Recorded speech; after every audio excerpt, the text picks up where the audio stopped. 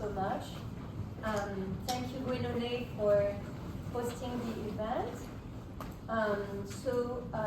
We are today here to speak about art and activism, the women in the 70s. And I will introduce the panelists. First and foremost, Brenda Miller, whose show is in the space at the gallery here. Brenda Miller was born in 1941 in the Bronx and is best known for her Cecil wall sculptures, her typewriting, and her rubber-stamped alphabets, which she has made since 1969-70 and exhibited at the Whitney Museum, the Museum of Modern Art, and later at PS1. Miller asserts that she is a feminist. She was actively involved with the women's movement in New York in the 70s. She then co-founded the ad hoc Women Artists Committee with Faith Ringgold, Poppy Johnson, here, and Lucy Lippert. Her earliest work combined gender politics with post-minimum concerns of materials and process, frequently occupying a space between drawing and sculpture. Brenda Miller, along with Mary Smith, here, was part of 26 contemporary women artists at the Aldrich Museum of Contemporary Art in Ridgefield, Connecticut, which was probably the first American museum show of women artists of second wave feminism. And then I have next to Brenda, Poppy Johnson.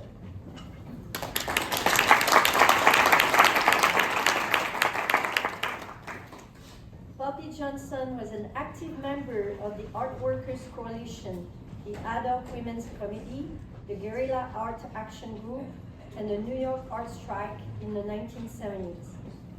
Should I say that she was a feminist? Oh, yeah.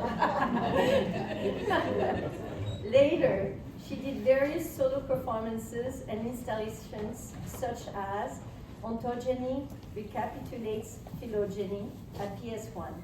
And writing about this work is this work in various venues, including Artist Space, Leo Castelli's Gallery, Printed Matter, Franklin Furnace, the Whitney, and the CAC New Orleans. After leaving New York City in 1982, Johnson has participated in various exhibits, installations, and performances in Greenport, Ghana. And last but not least, Mary Miss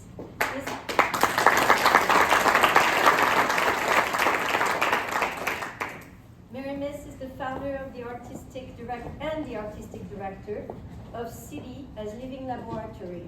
Her work has reshaped the boundaries between sculpture, architecture, landscape design, and installation art by articulating a vision of the public sphere where it is possible for an artist to address the issues of our time.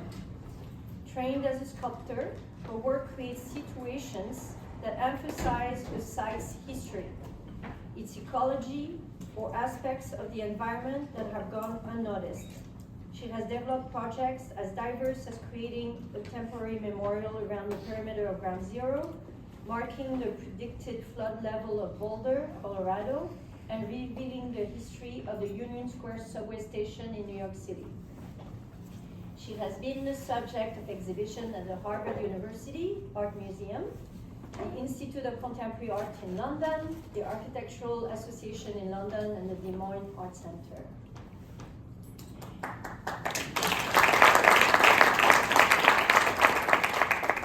And I am Barbara Stehle, and I will be moderating the panel. I'm an independent curator. I've worked with Gwenolet at the Zürcher Gallery here for almost a decade by now, right? The first show we did together was 2016, nine women in abstraction in New York. And then the Solomon with Kazuko Miyamoto in the Solomon collection. Kazuko Miyamoto in the Solomon collection. So I created these two shows, and now I am a writer and a teacher at the Rhode School of Design also. So we're going to start. I'm going to moderate the conversation with the panelists, and we'll reserve 15 minutes at the end for your questions. So please have questions, because I'm sure there will be plenty here for you to think about. So my first question, Brenda, can you describe when and where you all met together here in New York? Well, yes. There were different factions in the Art Workers Coalition, and one of the things we were trying to do was stop the Venice Biennale, but some of us thought it should go one way, so some people thought it should go another way. So I was outside the door with Bob Morris and Tony Shafrazi. Who I thought was, I remembered as Well, maybe Lucy was there, I don't know. You know, Things are lost in the fog of, old age. trying to get me to give it back. And she was so stubborn, and then I began to think maybe she was right. And then a few days later, we met at Remington, I think after an Art Workers Coalition meeting, and some of these guys were talking, I think Irving Petlin and Bob Smithson and Richard Serra were talking about the Whitney Annual that was coming up, that they, of course, should be in it. But, we were completely left out of this conversation. And we were thinking, wait, how many women are in the, participating in the Whitney Annual? It used to be called the Whitney Annual in those days. And as we decided to research it, so this is really when we began to, hang out and decided to do an action against the Whitney. How old were you about, you think? I'm late 20s. And you had just arrived back in New York? Yeah, I had finished, I went to graduate school at Tulane University, and I had decided to come to New York. One of the reasons is because I couldn't get a job teaching, because I was a woman. And so I had a terrible, decision to make of coming to New York, so, which I did. And, And how did you meet Mary? so Mary and I were just talking. We don't really remember. There's always that way. Yeah, it was Art Strike, Art Workers Coalition, Ad Hoc Committee, or It's the Ultras 1970 about, They were right? all taking place at the same time. And Mary, were you in New York a long time before, or because we spoke about you moved from uptown to downtown? I was born here in New York, but I moved every year when I was growing up, and ended up coming back in '68 and living in uptown in a railroad flat. And then in late '68, '69, I moved downtown and began to meet all the people who became my good friends. So you all met, and you've already mentioned that, because you were all engaged in the art community, in art resistance, and were part of groups. So one of the things that I wanted to talk about were these different groups, and you mentioned the first one, which is Art Workers Coalition. So the idea was, right, to get the cultural industry and all the cultural actors to create an impact and to create pressure on government to push certain issues that were at the heart of, your fight. So could you speak about these themes, what was your preoccupation at the time, and how did you become active? My first bit of activism was really when I was in college, and the Vietnam War hadn't yet come into play. We hadn't really been in very long. And so it was, I was involved in civil rights movement. By the time I got to New York, I was, had really been immersed in the civil rights movement. Are you in New Orleans too? Well, I was in Albuquerque. I went to the University of New Mexico, where I got my BFA, and then to Tulane in New Orleans. And I was probably more active when I was in Albuquerque. And then when I came back to New York, the Vietnam War, this is in '67 that I arrived. It was close to when Mary did. And so I was, I was already, had been involved, but coming into New York was really difficult because it was like finding my footing and finding where was this art, and then I moved into West Bay and found my way to the art strike and the Art Workers Coalition. So that was kind of my history. It's not very linear. Nothing ever is. Can you explain West Bath a little bit for So those? West Bath was, this artist housing, and it was the old telephone on West Street. Still on. Yeah, it's still Still, going. yeah. I still know people who lived there. I had a studio, but they gave out those spaces based on how many people were in the family. So, and then they counted the windows. And so I got one big window in this long narrow space with a kitchen and a bathroom. And so I stayed there for just about a year. But there were a lot of friends I made, and other artists that I found there. Howardina Pindell, Nina Yankowitz, Hannah Wilkie. And so that was kind of an interesting place. And I think I even found the Art Workers Coalition through Western. A whole bunch of us would walk over to Broadway to the law. Okay, so speaking about the Art Workers Coalition, Poppy, maybe you're best to start? Well, I don't know exactly how I started going to it, but I was actually part of the Guerrilla Art Action Group, and we were running around causing trouble at different museums, throwing blood around, and we were protesting against the war in Vietnam mostly, but we were also protesting against the way we felt that museums were complicit and not, and they weren't doing what we wanted them to do. So anyway, we were doing stuff like that. And what was great about the Art Workers Coalition is that it was definitely like a coalition. Like there would be these big meetings, and then different people would have different agendas. And there was a group called Women Against Racism at some point. There was, and then my little Guerrilla Art Action Group thing, and then when we did do the ad hoc women's, they could go. I mean, you would go to the Art Workers Coalition and meet all the people who were interested in the same thing you were, and you didn't have to ask permission. I mean, like you didn't have to get the whole group to say yes, this is a good idea. Let's do this.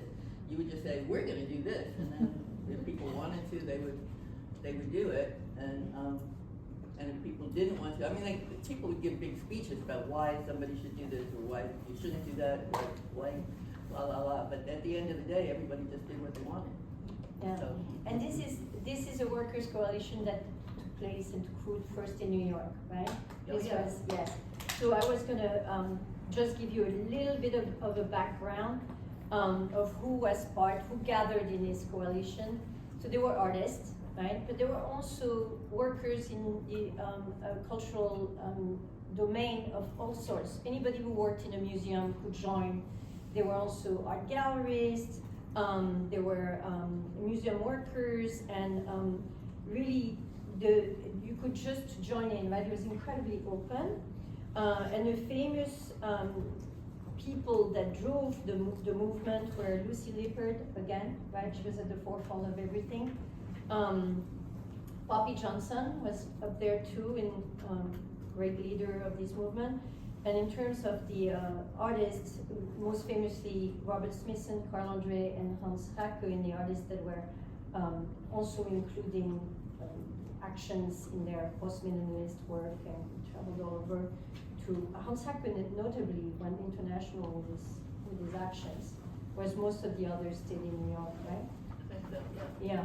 So Poppy, could you speak a little bit about the famous 1969 moratorium of the arts for the war in Vietnam? Well, I was just one of the people that was there, really. I mean, it was something that I guess got discussed at an Art Workers Coalition meeting, and everybody agreed it was a good idea, so. But what did it consist of? Well, mainly we walked up in front of the Metropolitan, and there's great photographs of people at the Metropolitan. Carl Andre was out there with a broom sweeping his steps in his blue overalls, and the rest of us were standing around, declaiming or. And what were you declaiming? Well, that there should be that people shouldn't go into the museums because we were trying to have a moratorium. And I remember I I'm a little bit younger, and I didn't ever bother to go to art school. Well, I went, but I dropped out, so I You went to RISD? I went to RISD, yeah, for a semester. But most of the time I always lived in New York City, and so it wasn't like I came from away. This was my home. But yeah, the thing about but this boy from RISD happened to actually be coming to the museum the day that we were out there saying don't come to the museum, and so we ended up having to have a little bit of a discussion about that he wanted to go in and see the masterpieces of Western civilization, and we were saying no going to the museum and stuff. So the other museums, the Whitney and MoMA had closed, but not the Guggenheim and not the Met. Right. So that's why. And then I think we actually walked up to the Guggenheim from the Met, and that's where I seem to remember Lucy managed to take a cup of coffee and spill it on this gentleman's camel hair coat. Well, because he was like being very rude. So for the moratorium, to give you a little bit more of the context, for the moratorium, the group had asked for museums in New York to close, right, to protest the Vietnam War, and I think specifically the entry of the US into the war against Cambodia. So it was an expansion of the war. And a lot of museums complied, and the Guggenheim and the Met did not. Right. But the MoMA did, the Whitney did, the Jewish Museum did, and so that's why you picketed in front of the Met first and then went up to the Guggenheim. But you went from the Met, and were you able to block people to enter? Well, some of them, but you know, we didn't engage in fisticuffs or anything. So you know, and people could get in, and there are more than one entrance to the Met. So Yes. people got in. I mean, we were making a point, and then we were trying to get press. We were pretty good at getting press in those days. And also, and in those days, there weren't so many people going into the Met.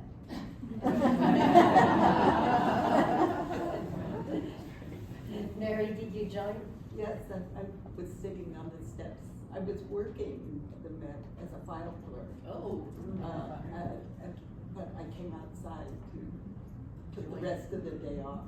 I think there was a lot of this exchange like this and permeability between the people on the inside and the people on the outside. Yeah. I just want to say that I think it's really important that we're having this discussion today, and I thank you, Barbara, for kind of shaping it this way, because we're in another very difficult time, I think as everybody can acknowledge. And, you know, over the years, as people, you know, ask me to talk about my work, I always talk about the importance of the women's movement. But I really think I failed to identify something that it wasn't, that what the women's movement implied, which was activism. And it was expressed in these direct ways that we're talking about, by making a slide registry for the Ad Hoc Women's Committee that Jackie Ferrar and I kept up for years, trying to prove that yes, there are women artists when people would say there are no women artists for an exhibition, but also trying to do work that was a different kind of work. Everything about this activation went into all aspects of our lives, how we were living.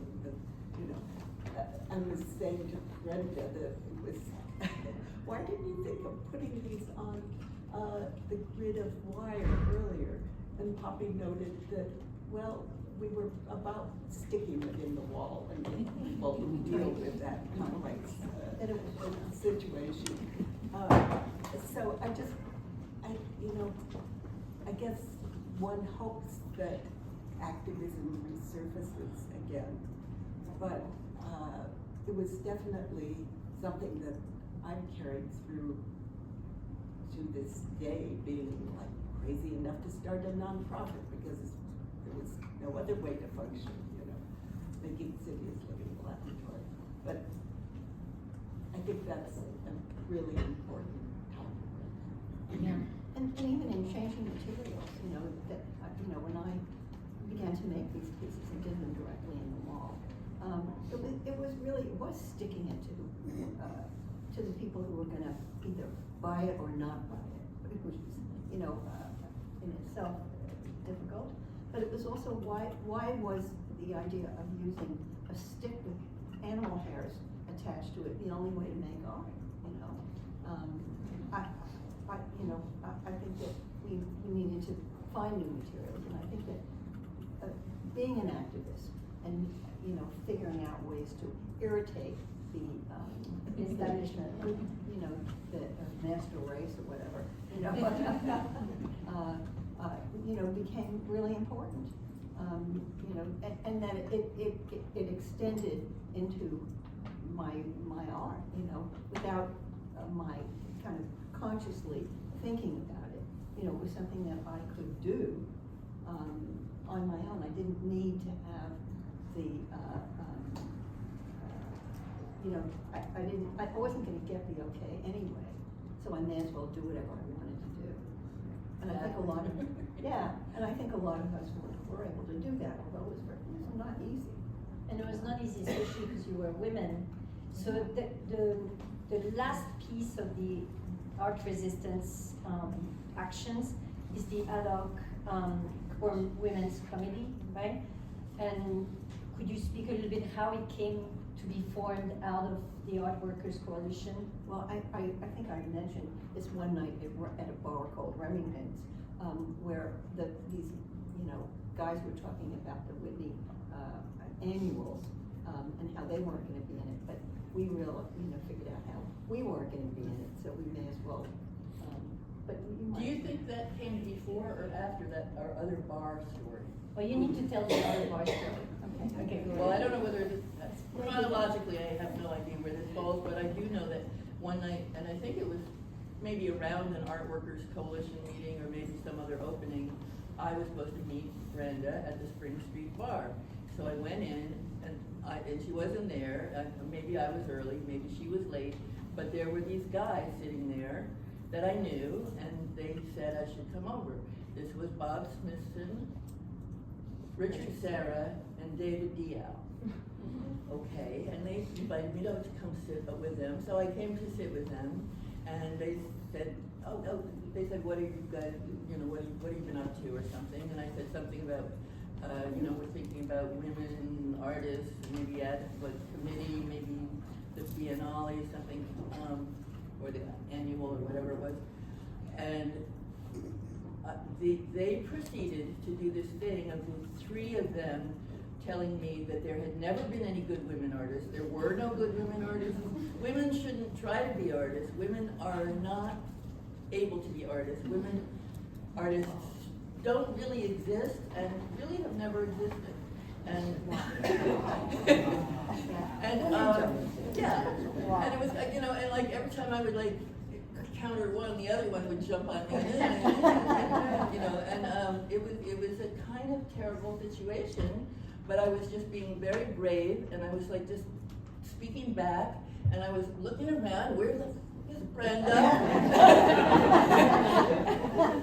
Finally, she walked in, and she was gonna come join us, but I just like shut up and said, Brenda, we're getting out of here. And we got out, and the minute I got on the street, like tears just popped out of my eyes. It was like, it was angry tears, but it was like I had sat there and been savaged. And that's what it was like in those days. It was bad. I think it was probably before the ad hoc committee. These things contributed. Each thing that would happen, kind of contributed to. I think they were just having fun with me, but It's quite terrible because they had women partners that were artists. Yeah. And so Yeah. to say So that right. is atrocious. Yeah. Smithson. Both Smithson Yeah. and Richard Serra. Yeah. Nancy Gray. And I don't know about David. Yeah, David is the only one I don't know, but the two others had very good artists as wives. Yeah. well, I might have mentioned that in my rebuttal, but nothing was working. And so then the ad hoc came through, and because I remember you mentioned that in one of our discussions before, how did it organize? I think we had a meeting. Lucy Lepard had a child. I don't know his name. No reason. Yeah, okay. Anyway, he was about 5 or 6 then, and so we had meetings at her loft so she didn't need to get a babysitter, and we, she was very generous to donate her loft to these meetings, and we just announced them, and it was really word of mouth, and had tons of women coming in from all over the place, who had been working as artists, sort of secretly, in their basements. And that's how it got started, and we figured out we would take it to Whitney and do actions, so there were actually, we left little pieces of papers around the museum with, little sayings about, the percentage of women, in the annuals, and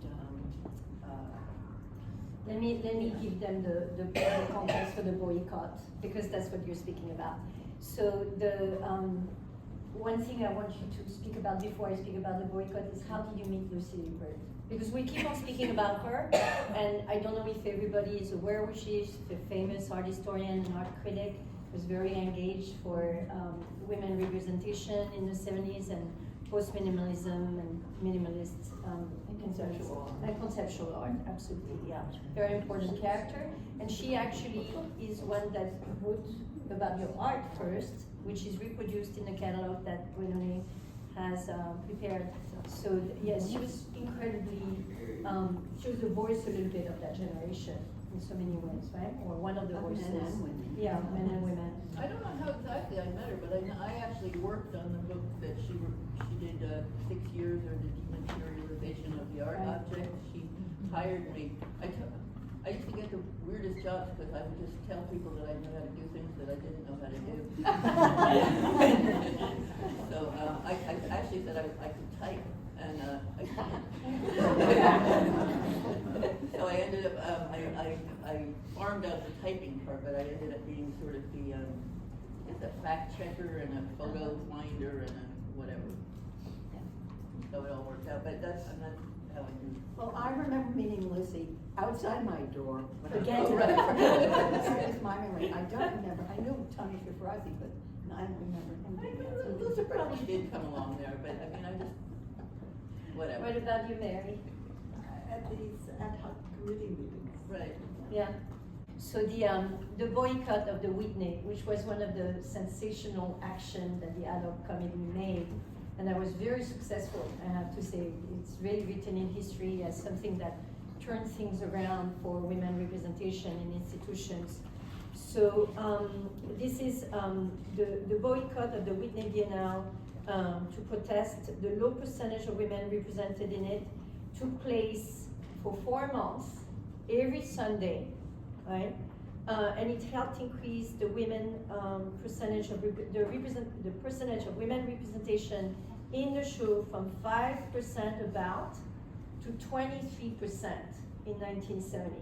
So it's really wonderful. But you were asking for 50-50, Yeah. and with 50% being of Black representation within the 50% of women. So it was really a lot of pressure. And the people who were in the ad hoc committee, the founders, were you and Poppy and Faith Ringgold and Lucy Lippert, right? And then a lot joined it. And Were I you just also wanted- a founder, Mary? No, you joined it, okay.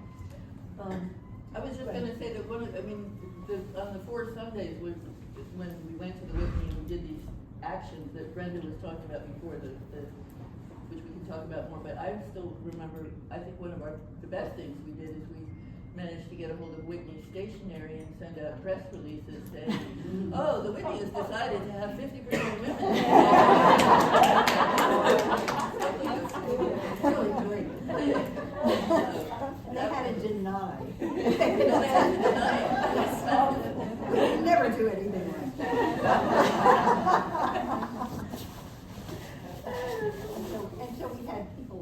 up coming in. Oh, and then we did a trade of a lot of artists who gave us their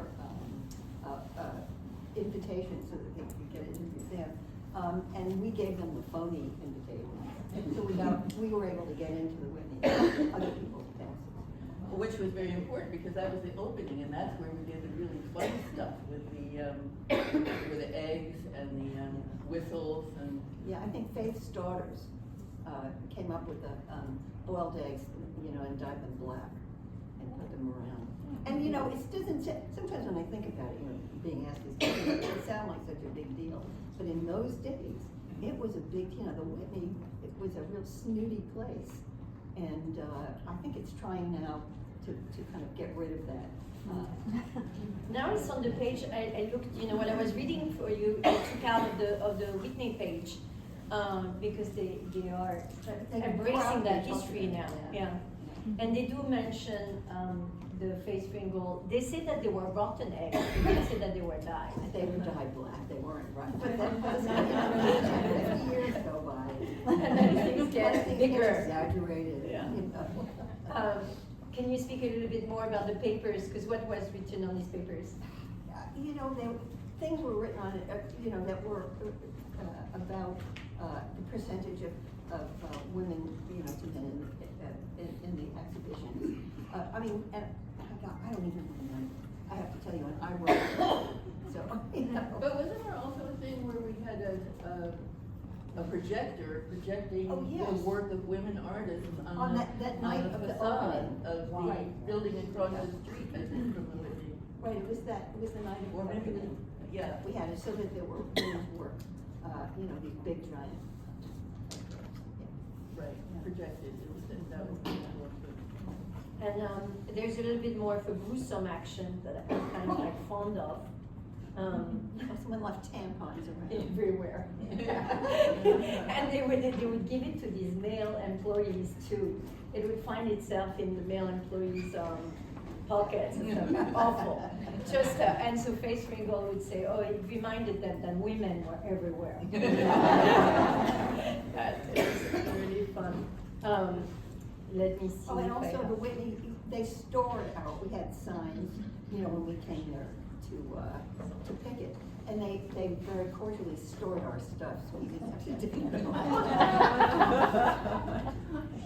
So here is Faith Ringgold's memoir. This is what she writes. The Whitney Museum became the focus of our attention. We went there often to deposit eggs. Unsuspecting male curatorial staff would pick up the eggs and experience the shock of having raw eggs slide down the pants of their fine tailor-made suits. Sanitary napkin followed, and Tampax. Generally, everywhere the staff went, they found loud and clear messages that women artists were on the Whitney's case. But I think the best is really stealing their letterhead and. Yeah, that was really pretty. Yeah. I probably still have. Yeah. Some letterheads. Why did it finish after 4 months? What came? I think the show opened. I think the show Oh, opened. the show closed. Or closed. The show closed. Yeah. The show closed, yeah. So, And we had other stuff. I see. yeah, we all, remember, we were all working. Yeah.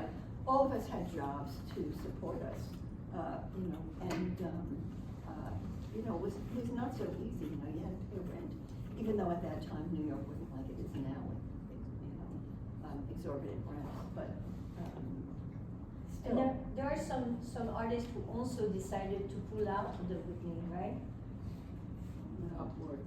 Well, that was Upwards, later, that was the art strike. There was the art strike, but Yeah. it was for the annual too, no? I think so. No? It was of another We show. didn't ask anybody to pull out. We didn't ask anybody to pull out, we just told the museum that they should Include more. change their ways. So I'm looking, Paul Morris pulled out, you're right, and Yeah, it's, but that was but his it's show. later, He it had was, a show and that's it was- right. He had a huge show. And it was like those shows where it was the big beams, like the beam there and the beams here. Big show, huge beam. And he said, "Oh, no, take it out." They were They very have mad. to open this. Yeah, And they have to move the beams. yeah. Yeah. So that's the one thing we spoke about. We're zigzagging a little bit because the picture of the mat was the art strike, and it was with Bob Morris. And so we're going back to him pulling out, right, of his piece, and then Adrian Piper also pulled out one of her pieces, from what I researched. And you and Bob were co-chair of the art strike. Could you speak a little bit about how that happened? Well, it happened, well, I was still part of the Guerrilla Art Action Group at that point, and they were, it was right after Kent State. Kent State came and really shocked everybody a lot, and, I mean, some of you are very young, you may not know why it was so shocking. Well, yes. Because the College- National Guard shot and killed college students. college students shot and killed some. Yeah. So everybody was shocked by that, and so instead of having our usual little sort of small meeting of the Art Workers Coalition, we thought we should have a bigger meeting, and so it was at Loeb Student Center, which is part of NYU, and it was a great big hall, and it was filled.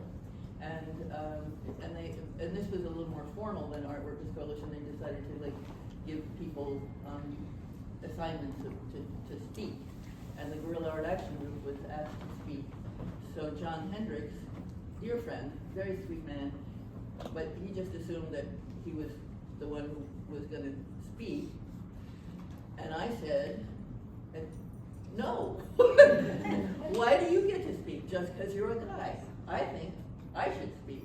And he said, oh. Okay. And then I was put in the position, oh my God, now I have to actually think of something to say and say it. But I did, and meanwhile Bob got up and said he was taking down the show, and other people got up, and then everybody got up, and then they decided they needed to have a chairman for the art strike, and they all voted for Bob, and then people started saying, oh no, we need a woman too. We need to have equal representation for women, because that was sort of one of the things that was going on. So they decided they needed a woman, and so then they decided to put me in that position. So that's how I got there. But it became, that's when we really decided to try to really shut down all of the museums, and everybody should get out of everything, and the Venice Biennale should shut down. So that was where they were all outside my door. So all this happened in a very short period of time. How many people would you say were at these manifestations, at these? A lot of people. I mean, because people wanted to express their anger at what was going on, It was just that when Kent State happened, that was sort of the last straw. But, as I'm listening to this, I'm thinking, okay, so what came of all of this, And I think that what came of it is what's being reacted against now. We started all these things that now some people are really pissed off about. Wait a second, we don't get to dominate. We don't, women aren't in their place. Civil rights aren't important. We're the master race. So we were effective, but look what it's led to. I mean, it's a real backlash. It's really a backlash from so much that came out of that period. I think those of us who were lucky enough to know each other and be working during that time feel like it was such a rich and fertile period.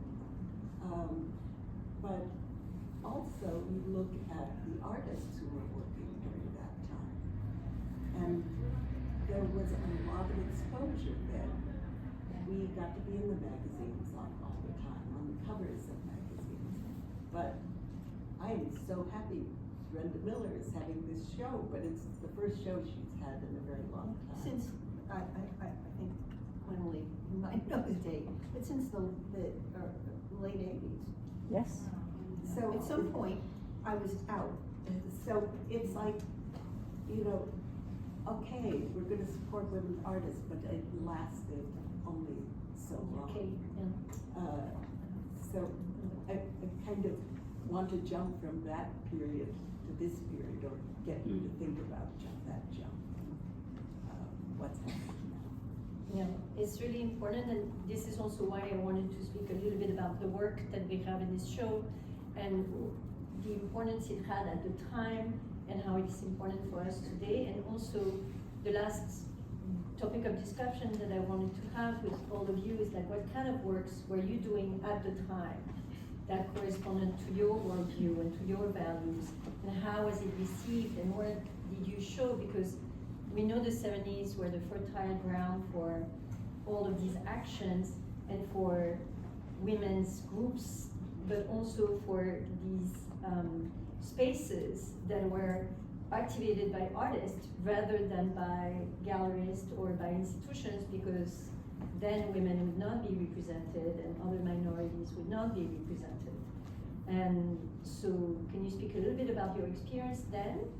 Where were you showing? I'm going to start with Brenda and your experience in the art world. Oh, just one more thing. I wanted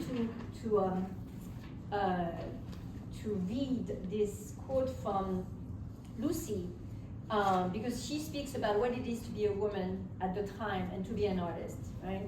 And she writes it in the catalog of the 1971 exhibition she curated at the Aldrich, in which Mary and Brenda were, which was entitled 26 Contemporary Women Artists Show, which is perhaps the first show they included. I said perhaps because, you know, who knows?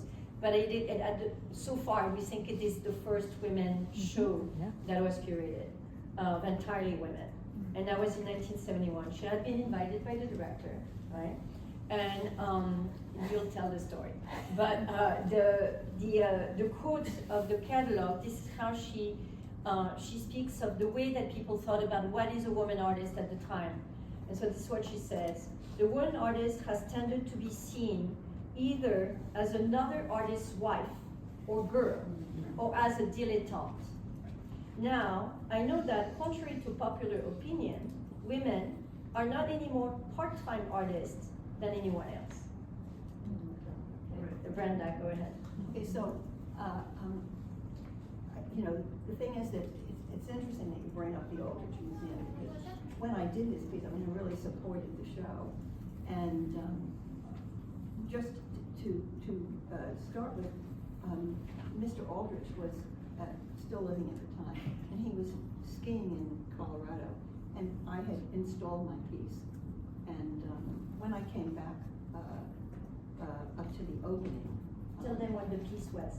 the piece was made of sisal, and it was consisted of several panels going up a staircase, and there was a ceiling, and it was attached to the floor, and then cut at 6 foot 8 inches, which is the height of the standard door. And all of these pieces are 6 foot 7 inches, 6 foot 8 inches, 8 inches. And he came in, and he was on crutches. He had a skiing fall, and he came in, took a look at it, and pulled out the whole half of the piece that was on the floor, and never asked me, never said anything. And so when I came back up on the bus up, there was another artist who had been there that day and said, "Oh, gee, Brenda, do you know that they pulled your piece out?" And so, or that bottom half of it. And I think that this was a good example of him coming back, seeing the show. I mean, he didn't think it was worth his time to be there when the show was going up.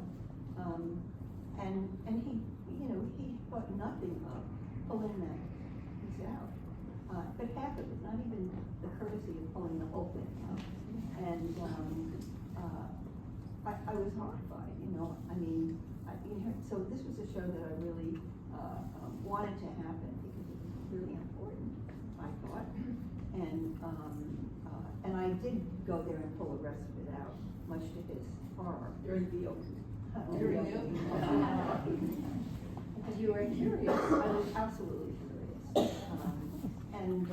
And I think that this is a good example of, you know, what he and many other people, many men, thought of women artists. You know, and it was okay. So disrespectful, yeah. Very, really, really disrespectful, and I think that that is a word that is very important to, you know, to women, because this is how we get treated, you know, it's about not respecting what we do. Well, Whether tell them what you told me, like, what did you think he was gonna get as a show? He thought he was gonna have a bunch of little water colors. And if you have seen that show, that was not what was there. He thought when he invited, when he let the director, it's the director who invited Lucy. Yes, Scotty Mayhall invited Lucy to do the show, yeah. And Lucy invited then 26 women artists. And the criteria was that we did not have a one-woman show before. So that Before the date of the opening, so that's how she selected. And she said it was really hard, right? Because there were so many women that were worthy being in the show, so she had to have this kind of a criterion. Yeah. So and then the owner, so Aldrich thought, oh, okay, they're doing a women's show, it's gonna be watercolors. You know, he thought he was being really generous. On the other hand, he thought he was gonna have a bunch of. Now, can I skip forward again? I like to do cast presentation. As some of you might know, I have a work that was installed at a museum in Iowa, the Des Moines Arts Center. And it was completed in 1996. And I got a call last year in the fall saying that there were problems. In early December, I got a letter saying that the work was going to be removed. And I was, you know, taken aback, totally shocked. And what I realized, I've known the directors and curators in the early years after it was completed. Somebody went out every day and checked the work to see if it was all right. As time goes by, there's work at Battery Park City, there's work in Chicago, in St. Louis, all of the same materials, and people repair it regularly. It's like taking care of a house. For the last 20 years, that really didn't happen. But repairs were made 10 years ago. So to get this call saying 10 years later that the piece is totally derelict and needs to be taken out, I'm thinking, what was going on? Did they think this is just some woman who did something out in the back 40? Was that on the grounds of the art center? That they didn't need to worry about it? Oh, that's appeared to me to be what the attitude was. So, some things change and some things don't. So I think this is a very similar Yes. situation. And the thing is that Mary's piece was, I mean, they commissioned her to do that piece. This is not just a piece that was built for a specific time and then left there. This piece was commissioned. And I had a very good contract that said that it needed to be maintained. Yeah, and they just didn't. Can you explain that, what was his reasoning? Because he did have a reason, the Aldrich. Well, Aldrich, he just had a skiing accident, and he was on crutches. You know, it was his personal little thing, and he wanted to be able to go up those stairs, which would have been impossible on his crutches anyway, for anybody who's ever been on crutches. But then later, didn't they say something about that it was fire? Well, no, not that, but 50 years later, they did another show. They repeated that show. You know, it was slightly changed, but they asked all of the original 26 artists to participate, and I wanted to do that piece. And they even said, when the director or curator came to me, and she said, well, yeah, we'd like you to do that piece, but that staircase was no longer available, because they had built a new building. And you know, why didn't I find another place to do that piece? And so I did, and gave them drawings and told them what I wanted to do. And they decided that they had to call the fire department and see if I could do the piece. And that the fire department said that the materials I was using were flammable. Well, everything that any artist is using are things on paper and wood, oil paint, you know. Oil paint, flammable. you know? But, so they said, you can't do the piece, you know? And it was always the second time. So this was the second time, and I really felt like, oh, I don't really want to do something like sue them or something, because I supported the show, you know, the whole idea of the show. But, you know, so this, you know, it continues to happen over and over again. So I make flammable art. Sorry. It's absurd, really. It is, yeah. Yeah, paper, not flammable, Not right? flammable. As everybody knows, yeah. So, you said something that really spoke to me about we were so used to do actions that were irritable, right? Yes. That even in our art practice, we want for Right. that As irritating as possible. yeah, be as irritating as possible. Or So- not. I mean, even not even intending to be irritating. I think what's interesting is that we were irritated, no matter what.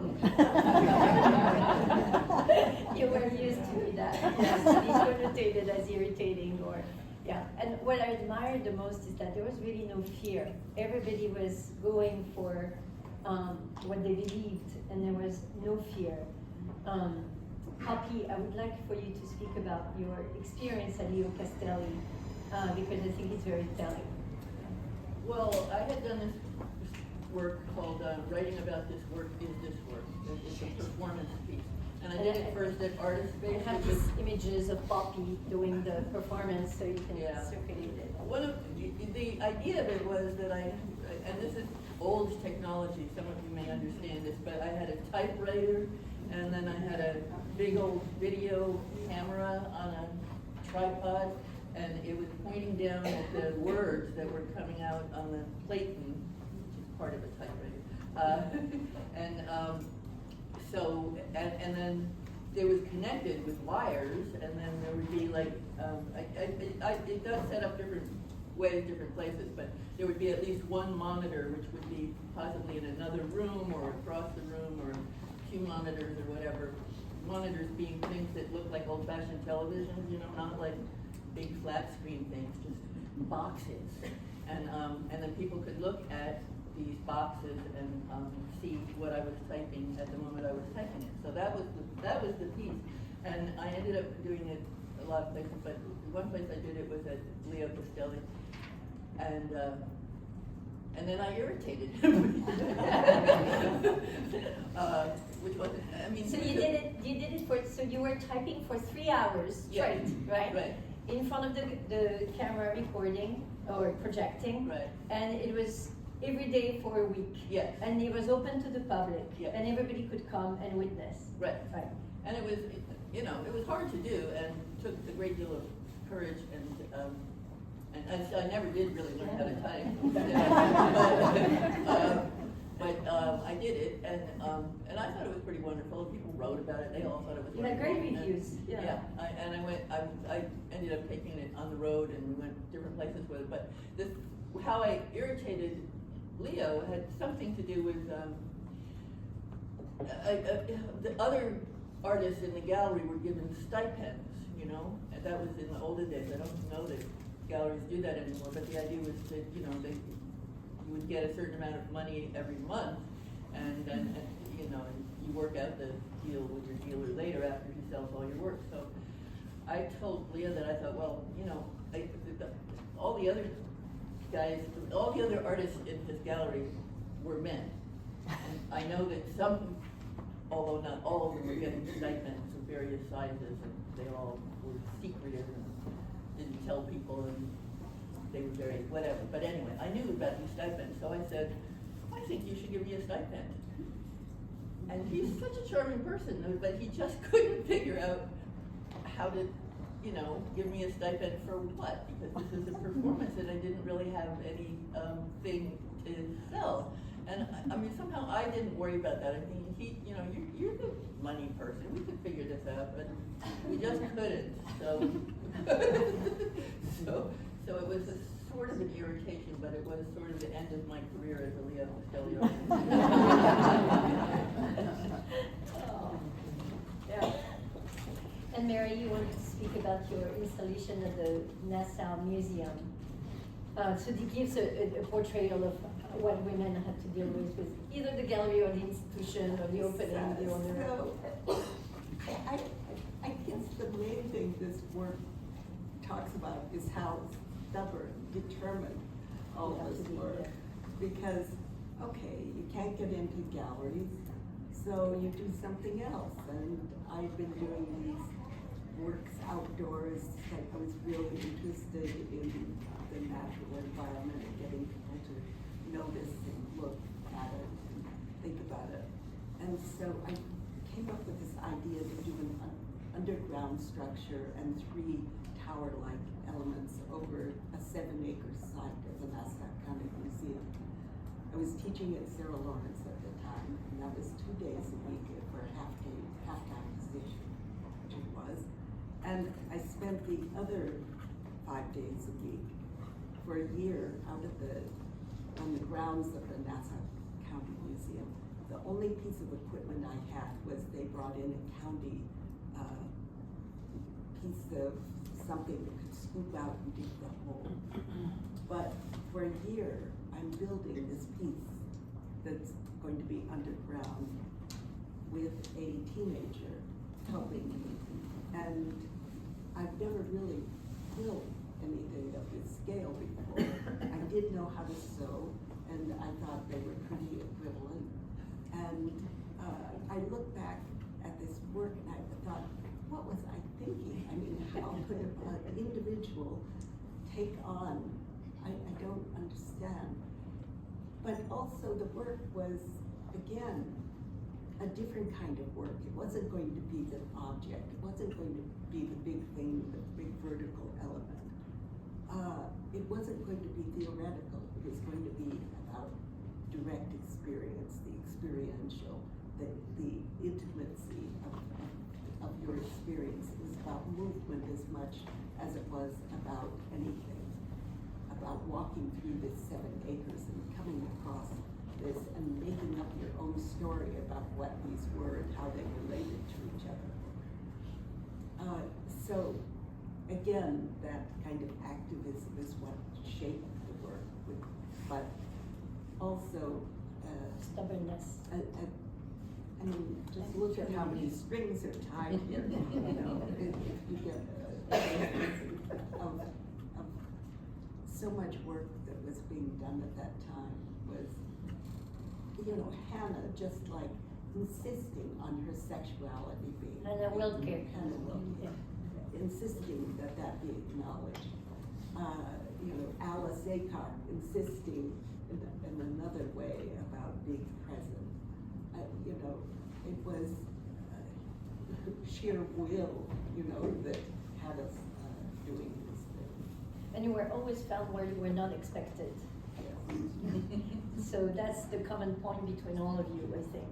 And that's why also it was so difficult, yeah, but also so exhilarating to be doing it. Yeah. I think many of us, I don't think any of us have been on the pages of any art journals very often recently, except for me suing the museum. that really paid. Do I need to do that again? Anyway, I think most of us stepped into other roles or other territories.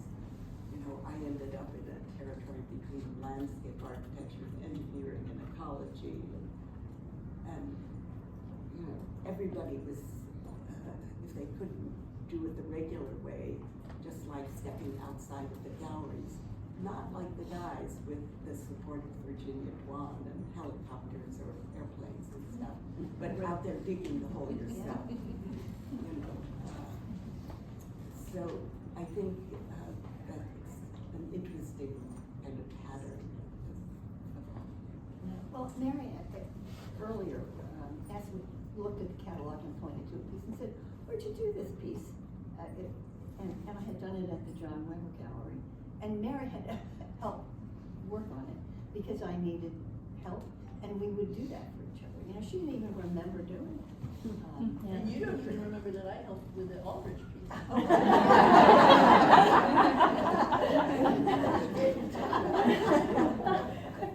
So I think we did have this help, and there there were also, one other part was New York was going through a really bad time financially, and real estate was in the toilet.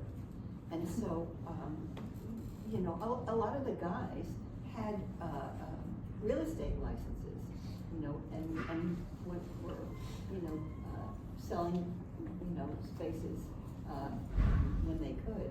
And like Julian Preto convinced his boss to let artists fill pieces in some of the spaces he had, because it would bring people over to, you know, who would see different kinds of people, maybe, and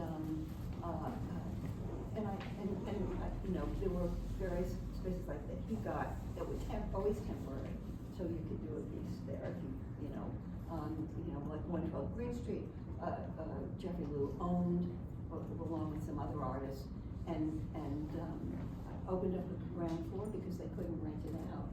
And that's how 112 Green Street got started. And I was able to do a big piece there, and probably, I don't know, oh well, maybe somebody was holding that ladder.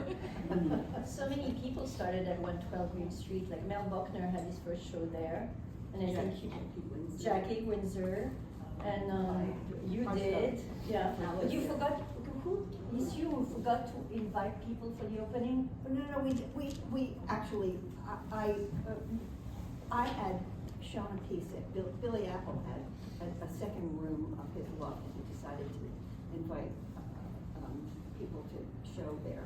And his wife and I went to Jackie, well, I shouldn't even say, Jackie Apple and I went to art school together, and she was an artist as well. She is an artist, and so Billy invited me over, and I didn't know that I was supposed to call people up and get them to come. I hardly knew anybody. One friend, I think, showed up. The organization of the gallery was not yet right. Yeah, because it was like the first one. I was their first show. Aren't you glad I wasn't like that when I did the $100 gallery? Right. Yes. So yes, then you organized, Poppy, your own gallery. Right, which was also like in my living room of my loft, but I did send out postcards and people did come, and the whole point of that was everything cost $100, and I had famous people and infamous people and unfamous people. And supported me for a year. yeah, some of my friends got to live off of it. It turned out not to be a brilliant financial solution for me, but I had just had twins and I couldn't do some of the other work that I had done in the past, so I kind of thought if I could just stay home and sell art, that would be easy. And it was fun. That would be a great panel to have another time on motherhood and artistic production. But I want to open up the panel to the audience at this point. If you have any questions. Anybody has a question? Okay, I see you. Can you stand up so you can project your voice? I wanted to ask about the gorilla, what was it called again? Art Action Group? Okay, is that related at all to Gorilla Girls? No, and it's often Alright. mistaken. I'm often told, asked if I'm a gorilla girl, and I always say yes, just, on principle, because they're anonymous and everything, and why not? I'll take credit. But they're much later. The Guerrilla Art Action Group was basically John Hendricks, Jean Toche, and myself, and then there were occasionally other people joined us. But we did art actions. We did guerrilla art actions. And one really good one I thought was when we went into the museum and we had Joyce Kozloff was with us, and she had a little baby boy at that point who was just like 8 months old or something. So we went into the room where we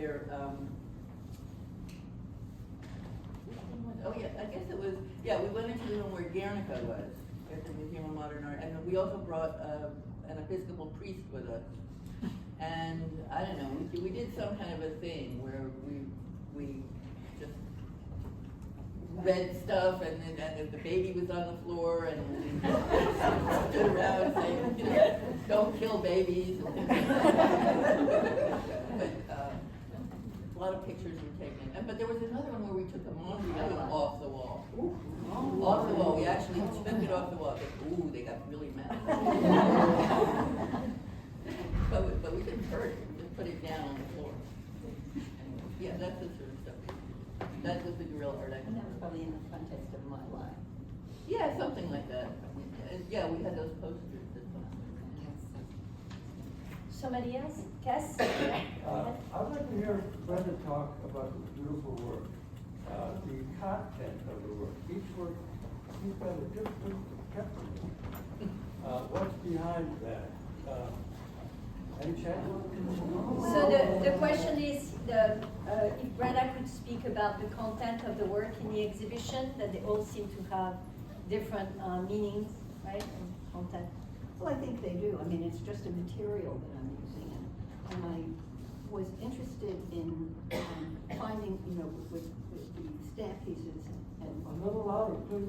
Sorry. With the stamp pieces, you know, finding a way to make these marks and coming up with the alphabet, and they're related to these other pieces in using an industrial material and a material that was, you know, dependent on gravity and not having edges. So I was trained as a painter, and I, you know, just didn't want to paint anymore. I found sculpture, you know, just having, I mean, I called it sculpture, whatever it is. I think it's about making art. And, you know, devising a method of using really numbers, measurements, to see what happened when I, you know, put these together and, you know, made it with, and you know, using, you know, just numerical patterns.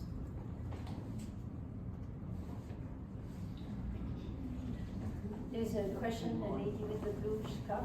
This is a quickie probably, but do you relate to the term fiber art? And if not, why? You know, I'm gonna admit, you know, the article that Lucy wrote in the, which appears in the book, catalog, was titled Woven, you know, the first word. And the thing about it was that I didn't want to be a fiber artist, because that denoted that it wasn't really art, you know, and so I always denied that, and I, the fact that she, by the way, Lucy did not come up with the name for the article, you know, Woven Stamped. It was given to her. She was very apologetic about it, because we all felt the same way, but frankly, it doesn't matter. I don't think it matters at all, you know, I mean, you call it whatever you want to call it. Any other question? Yes, in the center. Hi, and thank you for all of your words and just so inspiring about the acts of resistance. And this question is riffing off something Mary Miss said, that it's to everybody. You spoke about so many different examples of art individually and collectively as acts of resistance in the 60s and 70s. And so my question is, we're thinking about, as we're jumping forward to current times, is do you have thoughts on how artists, individually or collectively, can work creatively to have an impact on the many issues that are occurring now? Well, I think that we're all, whether you're an artist or whatever you do, you wonder how you can have any role. I think everybody's struggling with that right now. And I've come to think about it as the work I've been doing for the last 15 years has been about being on the street, working with people in their communities, with artists, and trying to put this idea forward of artists having an essential role in addressing these issues of our times, having that recognized, or if it's not going to be recognized, to go out and do it.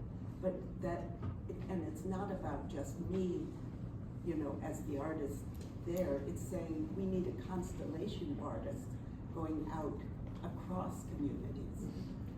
Work I've been doing in Milwaukee for years, the last decade.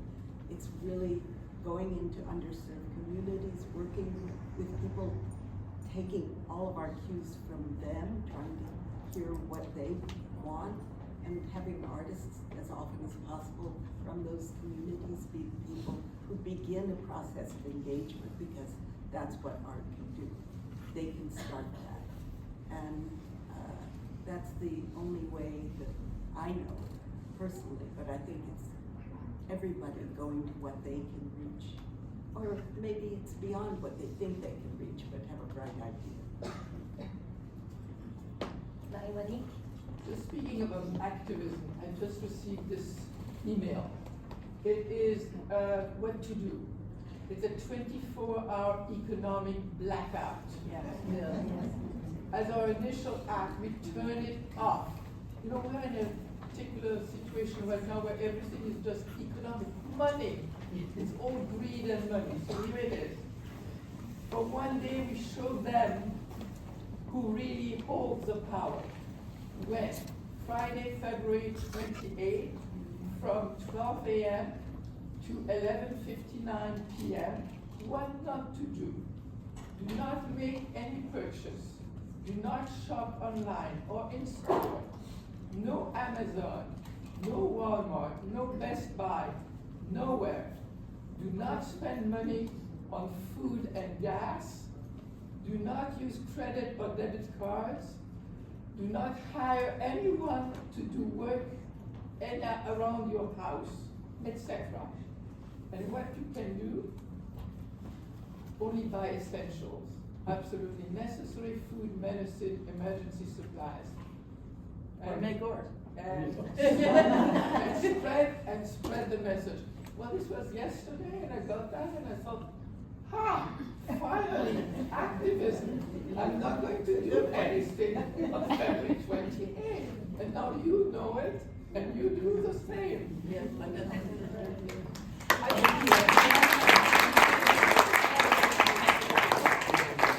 wanted to respond to that too, that, I mean, I think all the stuff that Mary was saying is very inspiring and exactly true, and that really working, first of all, locally, and working with community, doing any kind of thing where you can collaborate with other people to